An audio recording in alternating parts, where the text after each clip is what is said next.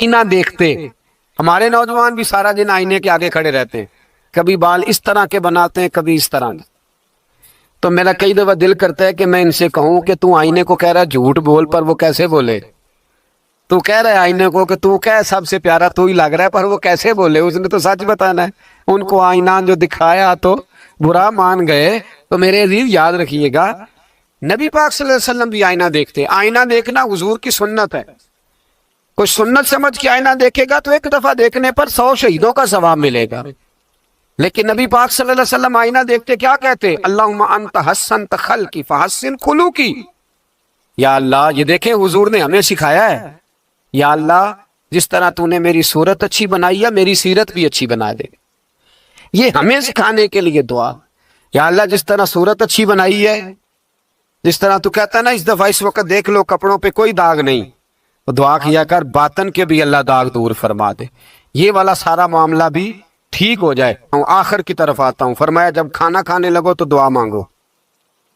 اور ایک روایت میں فرمایا یہ دعا پڑھ لو، کھانے میں زہر بھی ہوگا تو تم پہ اثر نہیں کرے گا. کھانے پہ ایسے میں بڑی تکلیف سے کہتا ہوں کہ آج بھی ہمیں کہنا پڑتا ہے کہ بہت سارے لوگ ایسے ہیں جو ابھی بھی کھانے سے پہلے بسم اللہ نہیں پڑھتے. یار بڑے افسوس کی بات نہیں؟ بڑے افسوس کی. حضور نے دعا سکھائی، میں یہ دعا پڑھو گے تو زہر بھی ہوگا تو اثر نہیں کرے گا. بسم اللہ الذی لا یضر مع اسمہ شیء فی الارض ولا فی السماء یا حی یا قیوم، جس کی برکت سے زمین و آسمان میں کوئی چیز بھی نقصان نہیں دیتی. اور اے اللہ ہے ہمیشہ زندہ رہنے والے اور قائم رہنے والے.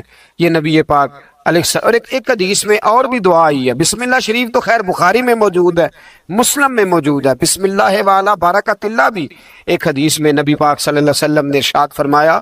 اور جب کھانا کھا چکے پھر کہا دعا مانگو، الحمدللہ الذی اطعمنا وسقانا وجعلنا من المسلمین.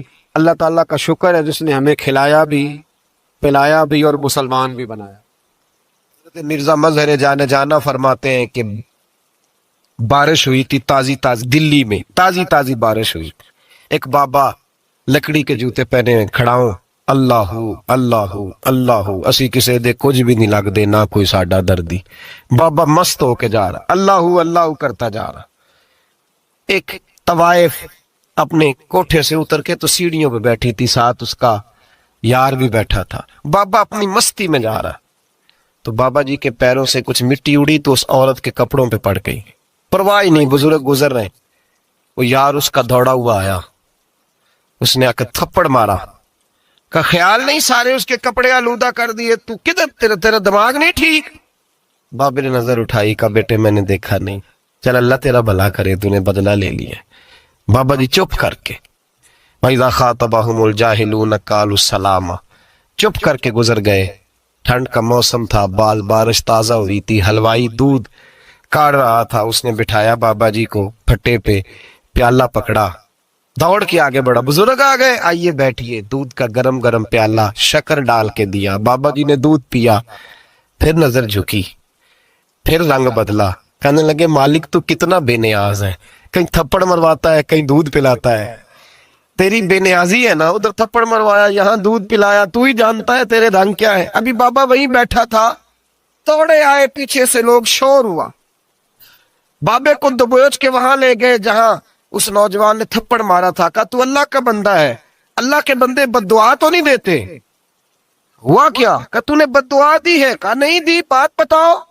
کہنے لگے اس نے تجھے تھپڑ مارا ہے، چھت پہ چڑھا ہے، پیر پھسلا ہے، گردن کے بل گرا ہے، من کا ٹوٹ گیا، مر گیا ہے، تو نے بد دعا دی ہے. بابا جی کہنے لگے یار میں نے تو دوسرا لفظ بھی نہیں کہا، بھلا ہو کہہ کے گزرا ہوں، میں نے نہیں بد دعا دی. کہا تو نے دی ہے تبھی تو مر گیا. کہا نہیں دی. کہا بابا تو بزرگ آدمی ہے، سچ بول. تو بابا جی کہنے لگے سچ سنو. پھر میں آ رہا تھا، میرے پیروں سے مٹی اڑی، اس کے یار کے کپڑوں پہ پڑی، اسے برا لگا، اس نے مجھے مارا. جب اس نے مجھے مارا تو میں کوئی لاوارث تو نہیں تھا، مجھے دشمن نہ چھیڑو، میرا ہے کوئی جہاں میں ابھی پکار لوں گا، نہیں دور ہے مدینہ. اس نے مجھے مارا تو میں کوئی لاوارث تھا کہ میرا بدلہ کوئی نہ لیتا. اس نے مجھے مارا ہے تو میرے یار کو برا لگا ہے تو اس نے اسے مار دیا ہے، میری تو غلطی کوئی نہیں، یاروں کا جھگڑا ہے. یہ تو دوستوں کا جھگڑا ہے، یہ تو یاروں کا جھگڑا ہے، کوئی غلطی نہیں میری، کوئی غلطی نہیں، خش خش جنہ قدر نہیں میرا، اے میرے صاحب نو وڈیائیاں، میں تے گلیاں دا روڑا کوڑا، میں گلیاں دا روڑا کوڑا، مینو محل چڑھایا ہے سائیاں، مینو محل چڑھایا ہے سائیاں۔ فرمایا اس نے مجھے لوارث سمجھا تھا کہ تھپڑ مار کے گزر جائے، میرا کو پوچھے گا ہی نہیں۔ میرے رسول پاک علیہ السلام کے بارے میں رب فرماتا ہے ابھی میں تو تیرے ہو تو وہ کافر کو سزا نہیں دیتا کہ تو موجود ہے۔ یاد رکھیں حضرت فضیل بن ایاز فرماتے ہیں ایک جوان تھا، مسجد میں آیا، لوگوں سے کہنے لگا روٹی کھلاؤ، کسی نے توجہ نہ کی، اس نے کہا میں رب رب بتانے والا ہوں، میری طرف دیکھو تو صحیح، کسی شخص نے خیال ہی نہ کیا۔ پھر اس نے کہا یار تھوڑا سوچو، نمازیوں سے کہا، اہل علاقہ سے کہا، انہوں نے کہا تیری طرح کے بڑے درویش دیکھیں۔ مسجد کے محراب میں وہ رب کریم کا بندہ انتقال کر گیا۔ جب فوت ہو گیا نا، لوگوں کا مزاج ہے بیمار کو دوائی نہیں دیتے، جنازے پہ وقت پہ پہنچ جاتے ہیں۔ جب کوئی گر رہا ہوتا ہے تو سہارا کوئی نہیں دیتا، جب کوئی گر جاتا ہے ٹانگ ٹوٹ جاتی ہے تو تیمارداری کو زمانہ پہنچ جاتا ہے۔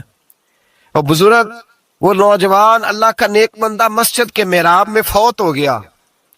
حضرت فضیل ابن ایاز کہتے ہیں امام صاحب نے اعلان کیا چندہ دو، کوئی لوارث فوت ہو گیا ہے، کفن دینا ہے۔ چندہ کٹھا ہوا، کفن خریدا، جنازہ پڑا، عشاء کے بعد دفن کر کے آئے۔ فجر کی نماز کے لیے جب امام اور مؤذن مسجد میں آئے تو چیخیں مارنے لگے، تڑپنے لگے، دور دور تک آوازیں پھیل گئی، دنیا دوڑی آئی، کیا ہوا؟ کہنے لگے وہ جو تم نے کفن پہنایا تھا وہ یہاں پڑا ہوا ہے، اور دیکھو کفن پہ تحریر لکھی ہے۔ تحریر کیا ہے؟ عرش کے مالک نے فرمایا میرے دوست نے روٹی مانگی تم نے دی نہیں، اس نے تمہیں میرے قریب کرنے کے لیے اپنی طرف توجہ کرائی، تم نے کی نہیں، اور میرا یار تمہارے کفن کا محتاج تھا، سنبھال کے رکھو اپنا کفن، میں نے اسے جنت کا لباس عطا فرما دیا، سنبھال کے رکھو، یہ کوئی لاوارثوں کا ٹولہ ہے۔ یاد رکھیں جو وارث والے ہیں، وارث والے ان کا رنگ اور ہے، جو ماننے والے ہیں ان کا مزاج اور ہے، اپنی زندگی لاوارثوں کی طرح نہیں۔